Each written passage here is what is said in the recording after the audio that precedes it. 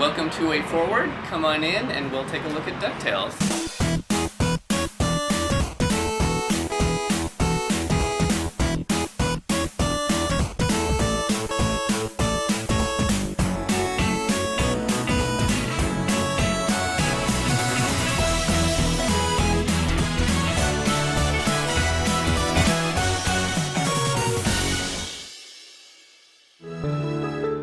First step in creating the backgrounds was to really study the NES levels. We had the NES maps, blocked out. We had the entire map from both a level design perspective and sort of a art layout perspective. We looked at the levels and to try to interpret, what the feeling was. For something like Transylvania, when you look at the actual original layout, it feels like it's broken into a few different areas. There's kind of a dungeon, underground, very brick area where it had the spikes. There's the entryway, kind of a foyer, and there's like doors and sort of some wood and some like wallpaper kind of falling off, and then the grand ballroom with the red drapes.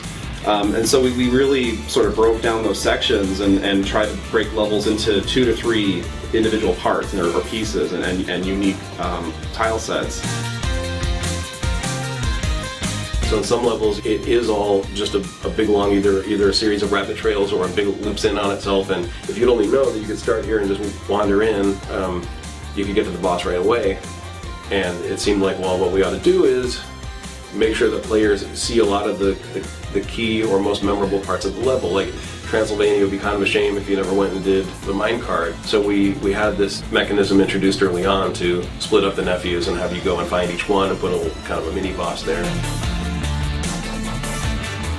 I personally like the kind of cheesy Haunted Mansion feel of things anyway, so I fell in love with Transylvania immediately, from the mummy to the skeleton duck.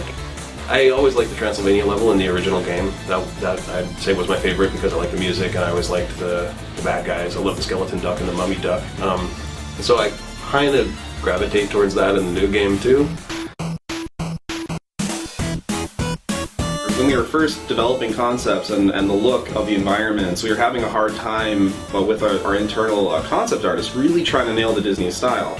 We have incredibly talented people, but there's this certain look, and so we did an internet search and we were looking up Ducktales backgrounds and different concept art, and I came across a blog with sketches from the original show, like thumbnails and actual layout drawings from the original show. It all came from one place, came from this one guy, Mike Peraza, and I thought, well, let's just contact him, see maybe he has a stockpile of layout art that we can rifle through and take some photos and scans, and he just wanted to work with us. And so we actually contracted him to work on the game. And the funny thing about Mike Peraza is he worked on the original Ducktales show, and now he's a Disney Imagineer.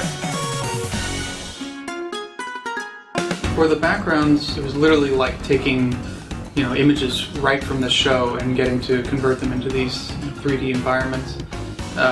So it was absolutely a blast getting to sort of cut them up and place them together to create, the depth that you see in the game. And we would take the individual layers of that mountainscape and just sort of subtly take out, the contours of that mountain, make the forms that are closer to the camera actually come out towards you with really basic geometry, but the effect was actually really powerful. We have an employee who worked at Disney Television as a background painter for 10 years. And so after Mike Peraza would do the layouts, we would give it to our background painter, and he would paint the backgrounds to just look like the show. And he had Ducktales open in the background. We're watching the original episodes while he's working on our Ducktales painting. So we started, rather than just with a concept, we started with what would be a finished background painting for the show, with every detail meticulously painted. It's funny, it ended up being very similar to the way old cell animation was done, with multiple layers for the backgrounds to start scrolling. So all the paintings are as high quality as you would do for something that would be completely flat and traditional, like some of the past 2D HD games we had done. But starting with these giant paintings, we had very large textures. So we're really pushing the limits of some of these consoles and how much texture memory they have with all the textures and all the frames of animation and the particle effects and and the result is amazing with this game running at 1080p and 60 frames a second. It's just spectacular.